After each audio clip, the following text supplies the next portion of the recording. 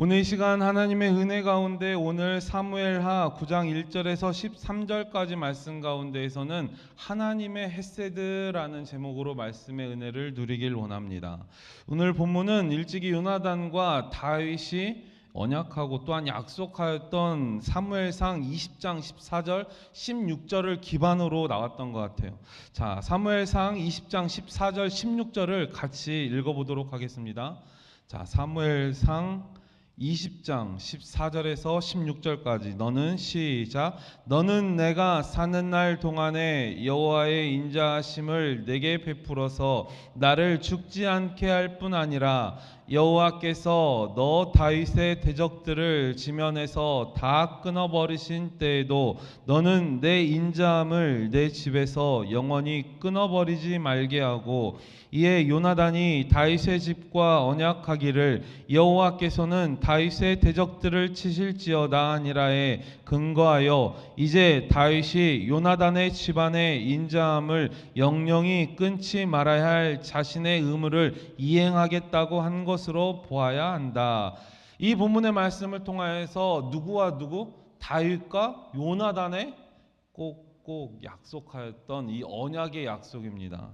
자, 이 본문의 말씀 또한 그런 언약의 말씀을 기반하고 있고, 또한 시편 101편 1절에선 이렇게 말하고 있습니다. 내가 인자와 정의를 노래하겠나이다. 여호와여, 내가 주께 찬양하리이다. 이 시편 101편 1절의 말씀 101편의 내용은 다윗이 지은 시입니다. 이 다윗이 지은 시 가운데에서 이 101편에 나오고 있는 내용은 무엇이냐? 하나님의 방법대로 이스라엘 백성들을 다스리겠다는 거예요. 그러니까 하나님의 방법은 무엇일까요? 101편 1절에 말하기를 내가 인자와 정의로. 자, 여기서 말하고 있는 인자가 오늘 본문의 제목이었던 헤세드입니다. 헤세드. 아시겠죠? 헤세드가 바로 인자로 표현됐다는 거예요. 그리고 인자와 정의는 또한 뭘까요? 미슈파트라고 말합니다. 헤세드와 미슈파트, 여러분들 많이 들어보신 것 같죠? 헤세드 아니에요? 헤세드와 미슈파트, 하나님의 그 정의와 인자와 공의로 심판하신다는, 다스리신다는 하나님의 성품을 이야기할 때 헤세드와 미슈파트를 보통 이야기합니다. 그런데 이 본문, 오늘 사무엘 하에서 말하고 있는 본문은 다윗과 요나단의 언약 가운데서 다윗이 누구를 바라보며 생각하면서 요나단을 생각하면서 요나단과 약속하였던 것을 생각하고, 또한 시편 101편에 말하였던 것처럼 백성들을 다스릴 때 하나님의 헤세드와 하나님의 미슈파트를 드러내면서 사람들을, 나라를 다스리고자 하는 그 다윗의 마음이 고스란히 담아져 있다는 거예요. 그렇다면 저와 여러분들은 어떻게 하고 있을까? 어떻게 살아가고 있는가? 자문자답해 보시길 바랍니다. 나는 우리 공동체 안에서 하나님의 성품, 오늘 말한 인자와 공의가 어떻게 표현되어져 있는가? 나에게서 하나님의 성품인 인자와 공의가 드러나고 있는가? 자기 자신에게 질문해 보라는 거예요. 여러분들 혹시 저에게서 하나님의 성품이 나타납니까? 대답하지 마세요. 네, 해야 돼요. 여러분들에게도 마찬가지입니다. 여러분들에게도 하나님의 성품이, 하나님의 인자하심과 하나님의 공평하심이 드러나야 그리스도인이라는 거예요. 예수 믿는 사람들은 하나님의 성품, 예수님의 성품이 드러나야 된다는 거예요. 오늘 본문을 통하여서 오늘 시편 101편에 다윗이 말하였던 것처럼 이스라엘 백성들을 다스릴 때 인자와 공의로 다스리고자 말씀하고 명령하였던 것처럼 오늘 하나님의 헤세드가 본문 가운데 기록되어져 있다는 겁니다. 하나님의 인자와 공의를 먼저 내가 붙들어야 돼요. 다른 사람이 다 붙들면 좋죠. 너무나도 아름답고 화평한 그런 공동체가 될 거예요. 그럼에도 불구하고 내가 붙들지 못하면 말짱 꽝이에요. 내가 하나님의 성품인 인자와 공의를 내가 붙들고 내가 소유하고 나에게서 하나님의 인자와 공의가 나타나야 하나님의 사람임을 우리가 고백할 수 있게 된다는 것입니다.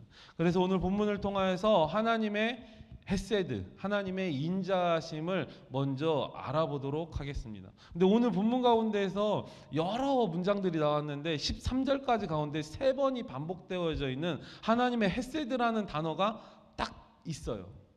오늘 한글로 되어 있기 때문에 우리가 원문을 보지 못하니까 헤세드란 단어가 어디 있는지 잘 모르시죠? 한글 개혁 어디요? 아 맞아요. 아 집사님 너무 성경 공부를 잘하시네요.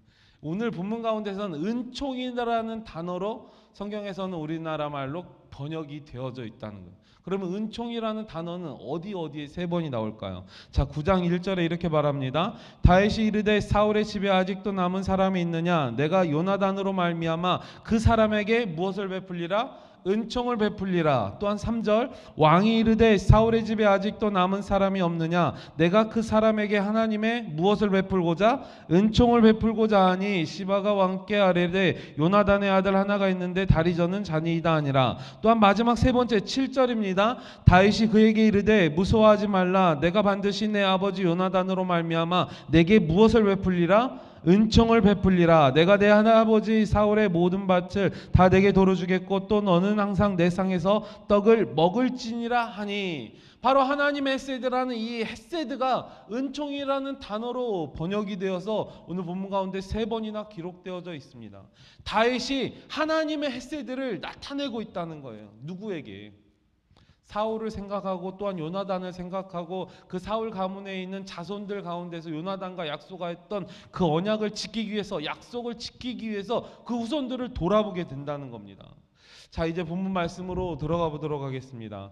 다윗은 사울의 집안을 살필 수 있는 환경과 여건이 되었다.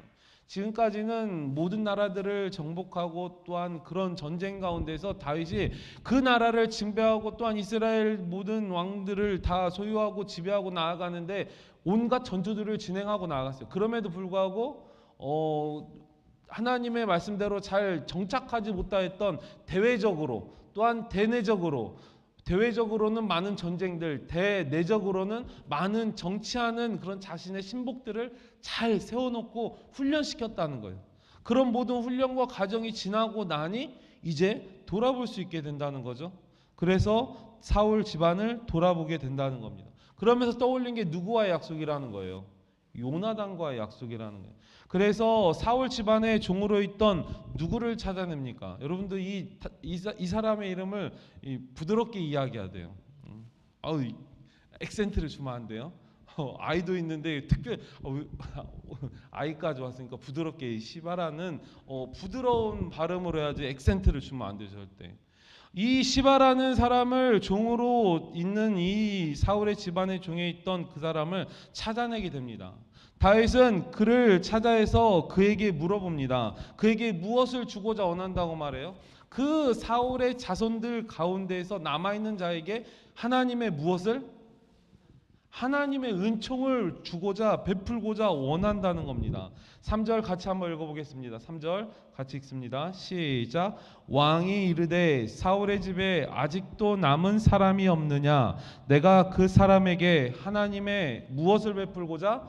은총을 베풀고자 하노냐 하니. 아멘. 하나님께서 다윗을 통하여서 하나님의 성품인 무엇을? 하나님의 헤세드를 전하고자 원한다는 거예요. 하나님의 은총을 전하고자 원하고 있습니다. 한편 다윗이 이 찾아낸 사울 집안의 후손은 누굽니까? 무비보셋이라는 사람을 찾아내게 된다는 거예요. 그 무비보셋을 찾아내어서 하나님의 은총을 베푼 사건이 오늘 본문의 사건이라는 거예요. 잘 생각해 보면 이 무비보셋의 나이를 연수를 한번 잘 상상해 보시길 바랍니다. 길보산 전투에서 사울과 사울의 세 아들이 죽었던 그때가 무비보셋이 몇 살이었을까요? 몇 살?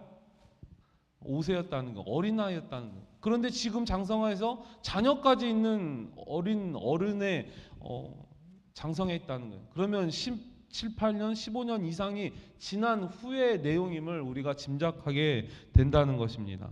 현재 아들까지 둔 성인이기 때문에 본문에선 12절에 기록되어 있습니다. 그렇다면 다윗은 요나단과의 언약에 대해서 깊은 책임의식을 가진 채 많은 시간, 십몇 년이 흘렀다는 거죠. 그 시간이 지난 이후에 돌아볼 수 있는 환경이 이루어졌다는 겁니다. 이는 다윗이 대내적으로는 당연히 여러 상황들을 수습하고 또한 여러 신경들 쓸 여력이 없었기에 돌아볼 수 없었을 것입니다. 그러나 이제는 주변의 환경들도 다 정리되었고 또한 우리 국가적인 그 대내적으로는 행정 조직도 잘 갖추어져서 잘 훈련되고 잘 돌아가는 그런 상황이 되었기에 드디어 지금까지 마음속에서 혼자 간직하고 있었던 누구와의 언약? 요나단과의 언약을 떠올리면서 이런 하나님의 헤세드를 실행에 옮기게 된다는 것입니다. 그래서 사울의 종을 찾아낸다는 것. 사울의 종 시바는 다리를 저는 장애를 가진 무비보셋을 찾아내서 이야기합니다. 물어봐요. 사울의 종 가운데에서 사울의 자손 가운데서 남은 자가 누가 있느냐? 그 시바는 그 무비보셋이라는 사람을 이야기한다는 거죠.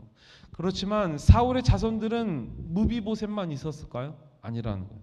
사무엘하 21장 8절은 이렇게 이야기하고 있습니다. 사무엘하 21장 8절 같이 한번 읽어보겠습니다. 왕이 이에 시작. 왕이 이에 아의 아딸 리스바에게 난 자 곧 사울의 두 아들 알모니와 무비보셋과 사울의 딸 메랍에게서 난 자 곧 무올랏 사람 바르실레의 아들 아드릴레의 5 아들을 붙잡아.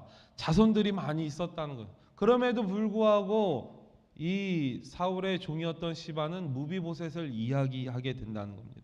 특별히 지목하라는 거예요. 무비보셋을. 5절에서 이렇게 이야기합니다. 다윗 왕이 사람들을 보내어 로드발 암미엘의 아들 마갈의 집에서 그를 데려오니. 누구를 데려온다고요? 무비보셋을 데려온다는 거예요. 여기서 또한 5절에 나온 이 마길이란 사람이 등장하고 있습니다. 이 마길이란 사람은 후에 다윗이 압살롬 아들에게서 이렇게 쫓겨 도망 다닐 때 그에게도 도움을 주는 인물이기도 합니다. 그리고 또한 사울의 후손이었던 무비보셋을 장성하게 키워주고 양육하였던 그런 사람이기도 하게 된다는 거예요. 어려운 자들에게 호의를 베푸는 그런 인품과 성품을 지닌 사람이 바로 마길이라는 사람이라는 것을 우리가 성경을 보면서 대략 짐작하게 된다는 것입니다. 그래서 이 다윗의 자리에 올라온 무비보셋은 다윗에게 머리를 숙이면서 감사 인사를 드립니다. 다윗에게 나온 무비보셋은 자신의 처지에 대해 이렇게 관대한 은혜를 베풀어 주매 머리를 숙여 감사 인사를 드립니다. 어떻게 해요? 자, 8절을 같이 한번 읽어보겠습니다. 8절 같이 읽습니다. 시작. 그가 절하여 이르되 이 종이 무엇이기에 왕께서 죽은 개 같은 나를 돌아보시나이까 아니라. 자기 자신을 어떻게 표현합니까? 죽은 개 같다 표현해요. 정말 비천하고 하찮은 그런 존재임에도 불구하고 나를 거두고 나에게 보살펴 주시고 또한 그 왕의 자리에서 식탁에서 같이 함께 식사할 수 있는 그 권위도 주시고 또한 사울이 가지고 있던 모든 부동산 그런 것들까지도 땅까지도 다 물려주는 그런 상황, 그런 호의를 베풀게 되니 무비보셋은 어떠할 수밖에 없습니까? 감사할 수밖에 없다는 거예요. 그리고서는 다시금 그 사울의 집안의 종이었던 시바를 불러서 이야기를 합니다. 무비보셋에게 사울의 모든 재산을 사울 그 할아버지의 재산에 모두 주었으니 그 땅을 경작하고 또한 무비보셋을 잘 보필하라고 부탁하고 권면하고 이야기한다는 것입니다. 그리고 또한 무비보셋은 왕자와 같은 하나님께서 그에게 주어진 권위, 왕의 권위, 왕과 함께 식사할 수 있는 식탁의 자리를 다윗이 허락을 하게 돼요.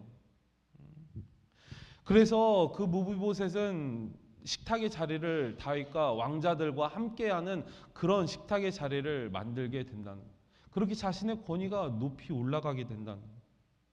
또한 마지막 절에서는 무비보셋의 장애를 이야기합니다. 오늘 본문 가운데서 9장 3절에서도 다시 한번 이야기합니다. 3절에서 다리 저는 자니이다. 또한 마지막 13절에 예루살렘의 자니라 그는 두 발을 다 절더라. 이 저자의 의도를 보면 다윗에게 대적할 수 없는 그런 연약한 존재임을 어필하고자 했다는 그런 해석의 성경학자들도 있다라는 거예요.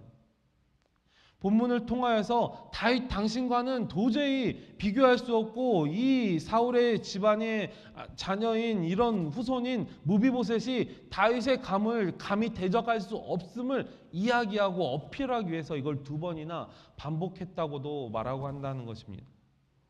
오늘 본문을 통하여서 다윗이 하나님의 헤세드, 하나님의 은총을 베풀었던 본문의 말씀이 나타나고 있습니다. 이제 말씀을 정리하도록 하겠습니다. 하나님의 인애와 정의를 실현하는 데는 오늘 그런 모습을 보여준 다윗을 성경을 통해 보게 되었습니다. 다윗은 자신의 삶을 통하여 하나님의 무엇을? 은총을, 하나님의 헤세드를 보여주었다는 거예요. 또한 그가 깨달은 하나님의 헤세드를 어떻게 합니까? 실천해 나가요. 실현해 나간다는 거예요. 마음으로 품고 있고 머릿속으로 생각한다 할지라도 우리의 삶을 통해서 나타나지 않으면 어느 누가 알 수 없는 거예요. 여러분들 사랑한다는 말도 자주 하고 표현해야 돼요. 맞죠? 집에 돌아가셔서 가까이 계신 분들에게 사랑합니다 한번 해보세요. 해보셔야 돼요. 오늘 본문을 통하여서 하나님의 헤세드가 표현되어진 다윗을 보게 된다는 거예요. 나는 하나님의 아버지의 성품을 또한 성령의 열매를 드러낼 수 있는 자임을 믿음으로 고백하시길 바랍니다. 그리고 또한 나는 나의 감각에 판단하지 않고 내 생각에 멈춰지지 않고 하나님의 판단에 맡기며 하나님의 성품에 하나님의 헤세드를 드러낼 수 있는 저와 여러분 되길 바랍니다. 바로 하나님의 성품인 사랑과 긍휼과 하나님의 공의와 정의를 드러낼 수 있는 믿음의 자손 모두가 되길 원합니다. 하나님께서는 저희들에게 항상 믿음의 은혜를 내려주시길 원해요. 우리들이 마음의 문을 열고 하나님의 마음을 담을 때 우리들의 판단이 아닌 하나님의 판단으로, 하나님의 생각으로, 하나님의 지성으로 듣고 보고 느끼며 하나님의 헤세드를 표현할 수 있는 저와 여러분 되길 소망합니다. 오늘 제가 마지막으로 어느 목사님의 이야기를 하고 마무리하도록 하겠습니다. 그 목사님은 수년간 그 장애우들을 집에서 돌보면서 케어했던 목사님이 계셨습니다. 오늘 본문을 보니까 다윗은 사울에게서 받았던 재물들을 땅을 돌려줘요. 그리고 또한 왕의 식탁에 자리를 내려줍니다. 그런데 그 목사님은 자신의 삶의 터전을 내어줘요. 같이 생활을 하게 되죠. 또한 그 장애우들과 함께 동거동락하면서 웃고 즐기고 인생을 그들과 함께하는 그들에게 삶의 터전을 내어준 그 목사님이 계셨던 겁니다. 제가 이 화평교회에 오게 된 이유도 그 이유고요. 어느 날 본문의 말씀을 읽는데 그 목사님이 딱 생각이 나는 거예요. 이 본문을 보니까 하나님의 헤세드가 이렇구나. 그런데 그 목사님은 다윗은 사울의 것을 내어주는 거 자신의 물건이 아니었잖아요. 자신의 재물이 아니었잖아요. 그럼에도 불구하고 자신의 삶의 터전을 내어준 그 목사님을 생각하면 좀 본받아야겠다. 닮아가야겠다. 그래서 제가 이 자리에 오게 된 겁니다. 여러분도 마찬가지입니다. 하나님의 헤세드는 내가 표현할 수 있어야 돼요. 내 마음 가운데 하나님의 헤세드를 받은 하나님의 은혜가 있다면 하나님께 받은 그 은혜로 하나님의 은총을 베풀 수 있는 저와 여러분 모두가 되시길 소망합니다. 그럼 오늘 본문을 통해서 우리가 깨달을 것, 하나님께 받은 그 헤세드는 분명히 많은 백성들에게, 어떤 이들에게 하나님의 헤세드를 보여주고 나누며 베풀 수 있는 저와 여러분 되시길 간절히 소망합니다. 기도하겠습니다.